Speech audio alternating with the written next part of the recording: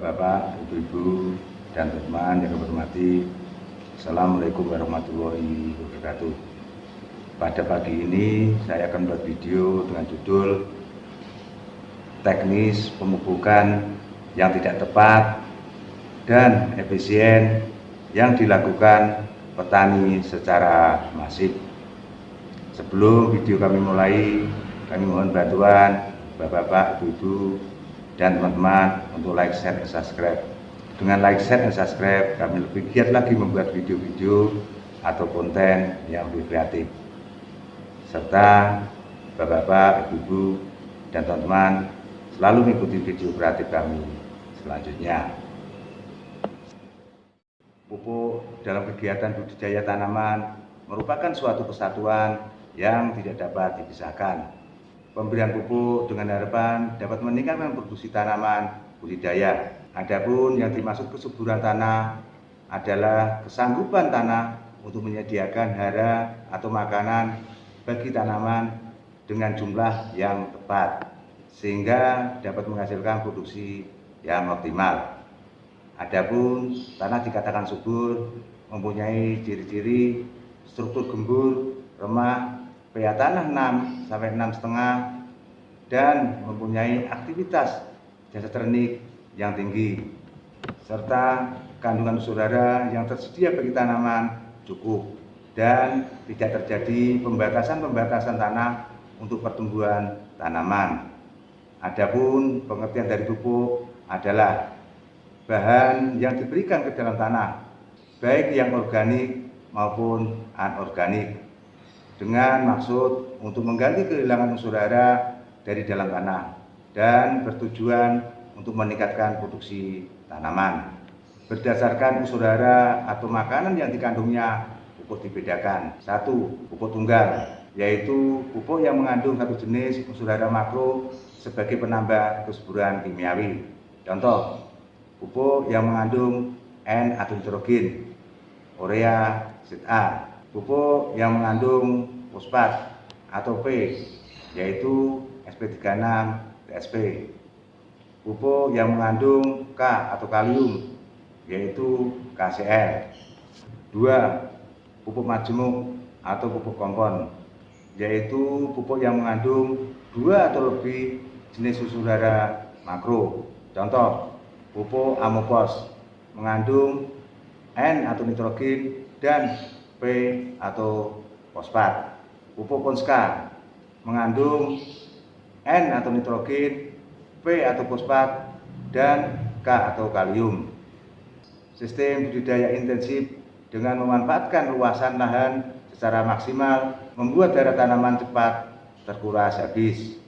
Padahal asupan hara tidak cuma meningkatkan hasil, akan tetapi juga membuat tanaman tahan terhadap serangan hama dan penyakit.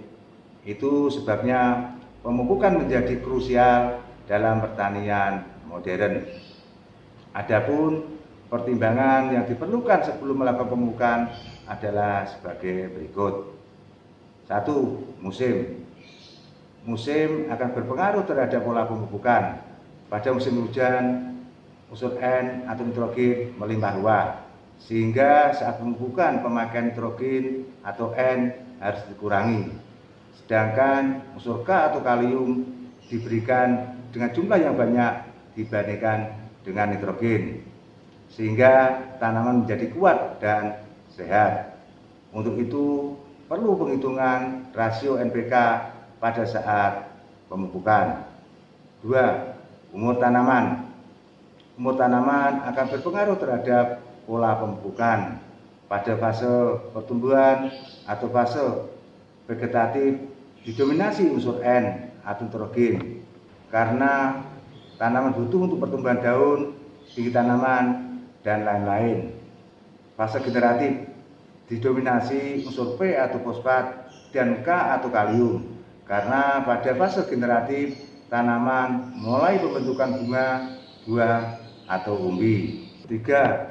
Derajat keasaman tanah atau pH tanah.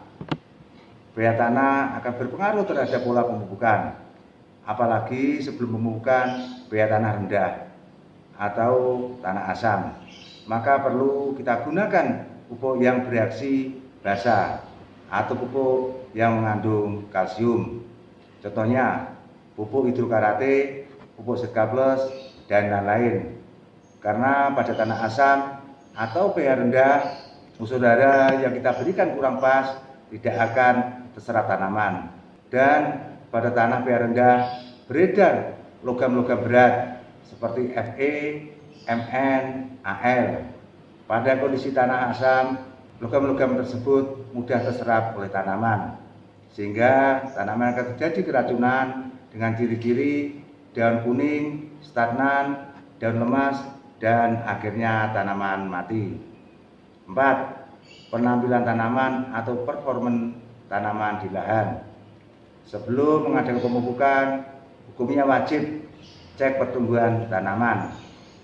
Karena pemupukan tanaman yang pertumbuhannya stagnan atau terhambat atau stunting akan berbeda dengan tanaman yang pertumbuhannya normal dan akan mempengaruhi baik itu jenis maupun jumlah pupuk yang akan diberikan. Adapun beberapa kesalahan yang terjadi dalam pemilihan pupuk sebelum melakukan pemupukan. 1. Fanatisme terhadap merek tertentu. Fanatisme terhadap merek pupuk tertentu dan ketidakmengertian komposisi, kandungan, atau isi unsur hara dari pupuk. Hal itu merupakan sesuatu yang kurang pas karena akan mengakibatkan pemborosan dan belum tentu kandungan atau komposisi pupuk tersebut dibutuhkan tanaman.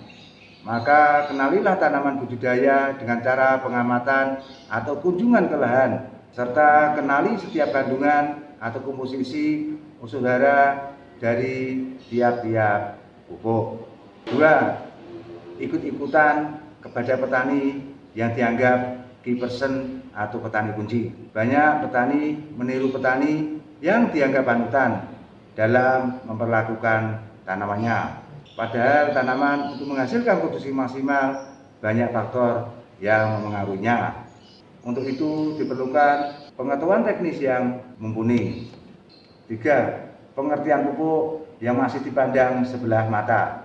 Selama ini biaya yang dikeluarkan petani untuk biaya budidaya tanaman adalah sebagai berikut. Pupuk kurang lebih 20%, pestisida kurang lebih 50%, lain-lain kurang lebih 30%. Perlu diketahui yang membuat tanaman sehat dan hasil produksi tinggi adalah pupuk, dan peran pestisida hanya mempertahankan kelangsungan hidup tanaman budidaya. 4. Budidaya tanaman secara naluri. Dalam budidaya tanaman, terutama dalam hal pemupukan, masih banyak petani yang melakukan pemupukan secara naluri dan dilakukan secara masif dengan pengertian pola pemupukan mengadopsi generasi sebelumnya yang dilakukan dalam waktu lama dan diulang-ulang, sehingga tanaman yang dibudidayakan akan selalu merugi dalam menghadapi musim ekstrim seperti tahun ini dan cenderung tidak melakukan tindakan perubahan. Celakanya dengan mengurangi jumlah pola pemupukan, bahkan ada yang tidak melakukan pemupukan susulan. Berikut pola pemupukan tanaman yang kurang pas dan sering dilakukan petani. A. Contoh, pola pemupukan tanaman bawang merah umur 10 hari setelah tanam atau fase vegetatif dengan pertimbangan faktor umur, dengan sistem sebar dan luasan 1.400 meter persegi. 1. Versi petani. Pupuk yang digunakan adalah Saprodat dengan kandungan atau komposisi N16P20K0, diberikan sebanyak 15 kg per 1.400 meter persegi.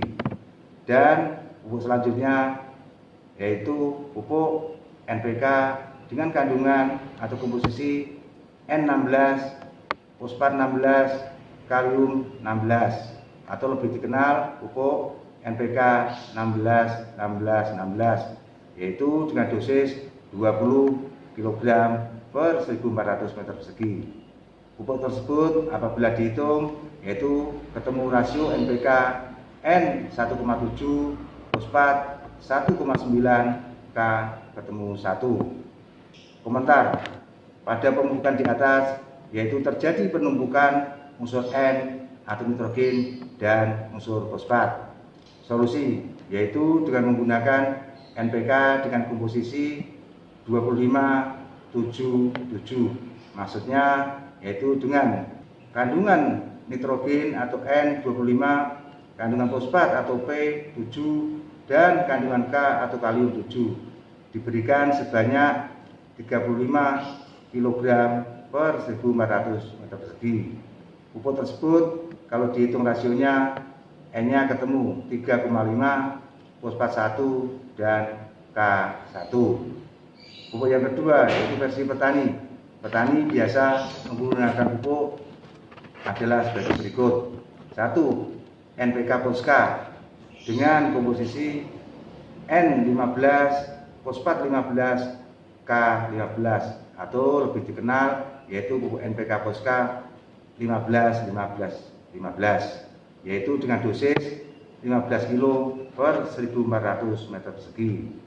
Dan kebiasaan petani masih ditambah dengan NPK 16-16-16, yaitu dengan komposisi N16, fosfat 16, K16, yaitu dengan dosis 20 kg per 1400 meter persegi.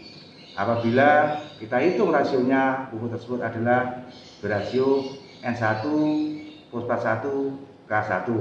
Komentar, rasio pupuk di atas yaitu sama antara pupuk Poska dan pupuk NPK 16-16, yaitu 1:1:1.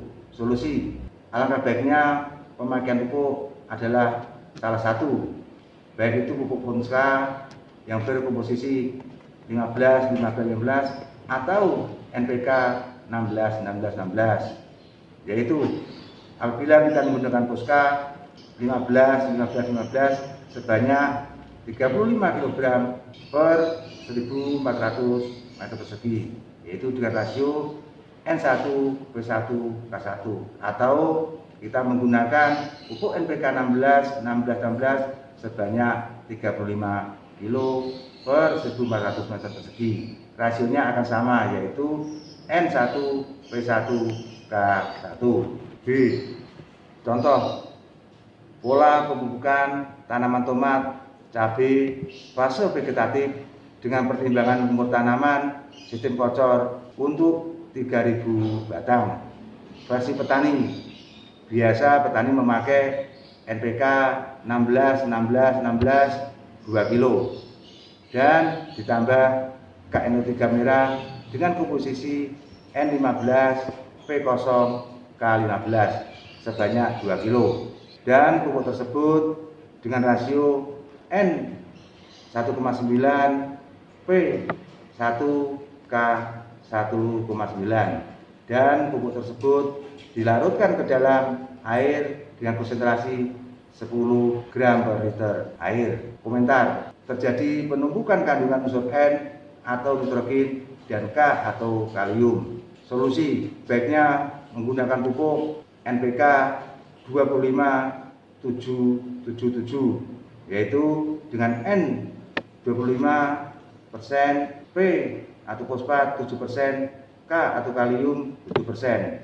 sebanyak 4 kg, dan pupuk tersebut dengan rasio NPK 3,5:1:1. Demikian uraian kami tentang aplikasi pemupukan, dan semoga petani hijrah ke arah yang lebih baik sehingga hasil panen optimal dan biaya lebih efisien.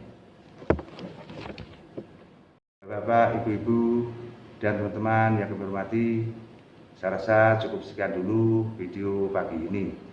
Sekian, wassalamualaikum warahmatullahi wabarakatuh.